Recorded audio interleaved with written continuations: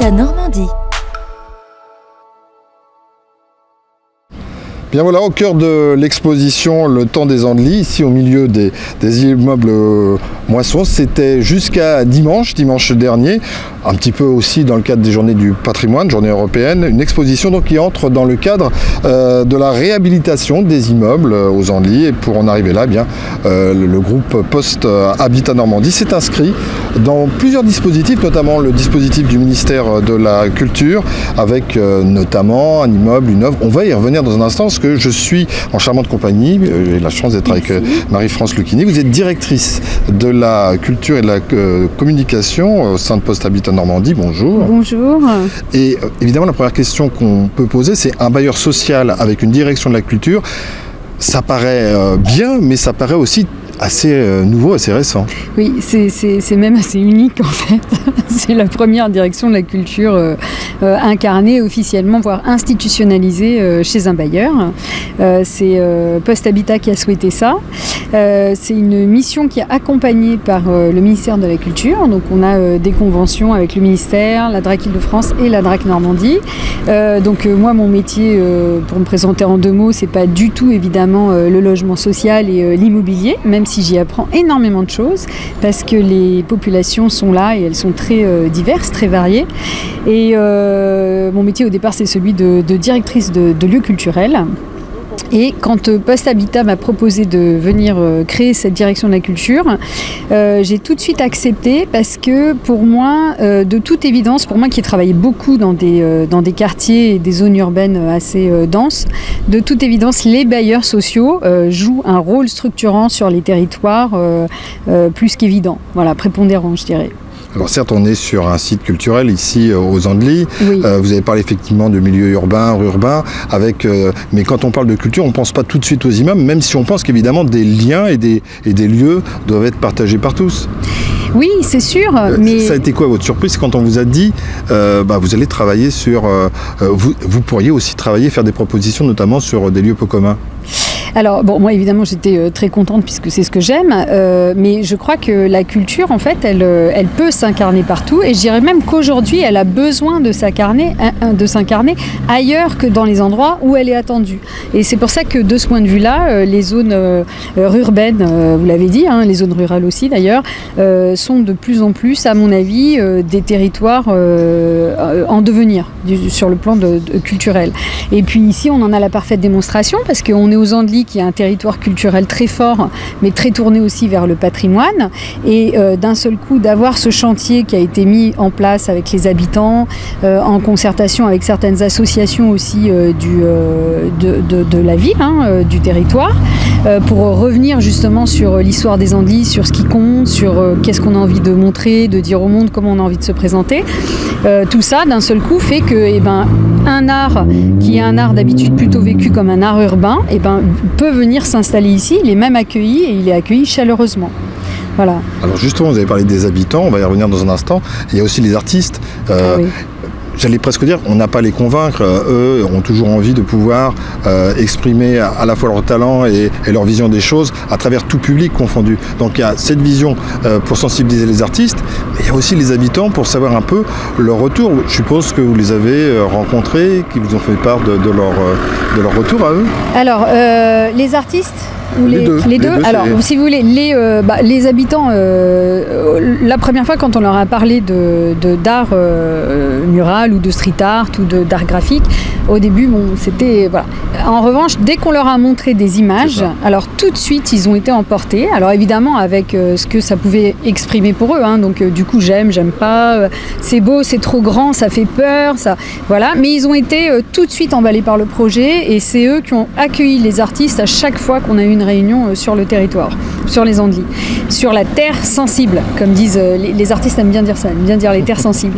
Et du côté des artistes, ça a été que du bonheur, parce que d'abord ils ont été accueillis, et pas par un commanditaire qui passe commande d'un chantier, etc. Ils ont été accueillis par des gens qui avaient quelque chose à leur dire, et surtout qui avaient envie d'être avec eux et de fabriquer avec eux. Et là, ça change tout. Et donc du coup, par exemple, Arnaud, il a dû faire, je pense, Arnaud Liard, donc on voit son œuvre juste derrière nous. Arnaud a dû faire, je pense, 3-4 4 propositions avant finalement de fixer et de dire là je me sens bien et je me sens bien avec les habitants qui me parlent, quoi. Voilà. On peut véritablement parler de performance d'artiste parce que c'est en grand. Ça veut dire qu'on imagine, l'artiste imagine ce qu'il va produire différemment selon la surface sur laquelle il va travailler, dans les conditions dans lesquelles il va travailler. Là, il y a un petit peu de vent par exemple aujourd'hui, mais tout ça est pris en compte. Et ça, c'est la force des artistes qui travaillent dans l'espace public. Donc c'est vraiment quelque chose que vous retrouvez évidemment dans le street art, mais vous le retrouvez aussi avec les artistes des arts de la rue. Enfin, tous les artistes qui travaillent dans l'espace public, ce qu'ils aiment, c'est justement cette confrontation et cet accord qu'ils rencontrent avec ce qui les entoure. Donc effectivement, oui, vous avez raison, le vent, les élévateurs qui vont bouger, enfin tout, quoi, en fait. Voilà. Choix d'artistes, je ne dirais pas qu'il y avait un appel à projet, si peut-être. Alors il y a eu quand même, bien sûr, il y a eu quand même un appel à projet, mais plutôt pour trouver un commissaire d'exposition qui lui-même après a fait des propositions artistiques et a fait le choix des artistes. Et ça, moi j'y tenais beaucoup à ne pas choisir moi-même les artistes, mais à plutôt passer par un tiers, parce que là encore, c'est comme un plat cuisiné, quoi, en fait, si vous voulez. Si moi, en plus de la casserole, c'est moi qui vais choisir tous les ingrédients, c'est moi, je deviens un super chef, alors que l'idée là c'est plutôt d'avoir comment dirais-je, une cuisine nouvelle en quelque sorte. Et du coup c'était bien de passer, donc on est passé par Quartier Monde, l'association Quartier Monde, avec représentée par Shaima Benajali qui est commissaire d'exposition, et c'est Shaima qui a sourcé les artistes et qui a fait des propositions, voilà, et on a rencontré ces artistes là grâce à elle. Des œuvres qui ont une durée de vie. Alors, parce que ça a toujours une durée de vie, une œuvre, enfin, pas toujours, mais là, oui. Souvent. Bon, alors, là, ce sont en accord avec les artistes, bien évidemment, ce sont des contrats de 5 ans. C'est-à-dire que pendant 5 ans, Poste Habitat Normandie a l'obligation d'entretenir les œuvres. Et par ailleurs, évidemment, Poste Habitat ne peut pas créer de produits dérivés qui pourraient lui rapporter, se rémunérer sur des produits dérivés. Donc ça, c'est le cadre, voilà. Si dans 5 ans, il n'y a pas d'autres propositions, il n'y a pas d'autres, les œuvres peuvent rester encore plus longtemps. Mais en tout cas, il y a une obligation d'entretien pendant 5 ans. Là, c'est une des traductions de ce que vous développez en tant que directrice de la culture. Il y a d'autres projets en termes de culture. Citez-nous-en quelques-uns, même si on peut s'échapper un peu des Andelys. Alors, si on s'échappe, et je vous remercie, des Andelys, donc oui. Alors, on fait, par exemple, on organise un festival des arts des rues, des arts vivants en pied d'immeuble pendant une semaine, la première semaine des vacances d'été en Île-de-France, dans 6 ou 7 villes différentes. Et en Normandie, revenons en Normandie, qui est quand même un territoire fertile et qui est vraiment un territoire qui est en train de bouger et de muter, si l'on peut dire. On est en train de créer des tiers-lieux culturels. C'est toujours la même configuration. C'est activité postale, logement, atelier d'artistes ou mise à disposition d'espaces pour les artistes. Et là aussi, je suppose que les habitants s'accaparent parce que là, on a des fresques, ils vont les voir tous les jours, ils vont s'y habituer. Quand on a un événement sous forme, on va dire, d'événementiel classique, là, c'est autre chose parce que ça développe un courant, ça développe une reconnaissance de son quartier, de son territoire, et ça a du sens pour un bailleur social. Ça a du sens complètement pour un bailleur social. C'est-à-dire que là, c'est effectivement la reconnaissance d'une identité, l'implantation complète dans une terre sensible, encore une fois. Et oui, pour un bailleur social, les bailleurs sociaux, ils devraient vraiment pouvoir être aussi entendus à cet endroit-là. Voilà. Comment on arrive dans un projet comme celui-là? Parce que je suis un peu curieux, vous me dites, moi là j'ai été... mais vous-même, vous étiez dans d'autres domaines, comment vous êtes arrivé dans la famille des bailleurs sociaux? C'est très simple. Des rencontres? Alors des rencontres, moi j'ai dit que j'étais directrice d'établissement, mais à chaque fois c'était des établissements créés à la demande de collectivités. Et une expérience qui a été... moi ce qui m'intéresse évidemment, c'est la relation aux autres, l'artiste et les populations. Et ce qui a été déterminant, c'est la création d'un lieu à Marseille, dans les quartiers nord. Et là, très sincèrement, s'il n'y avait pas eu les bailleurs sociaux, on ne faisait rien.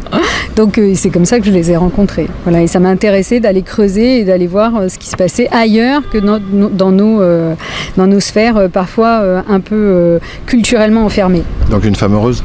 Une femme parfaitement heureuse.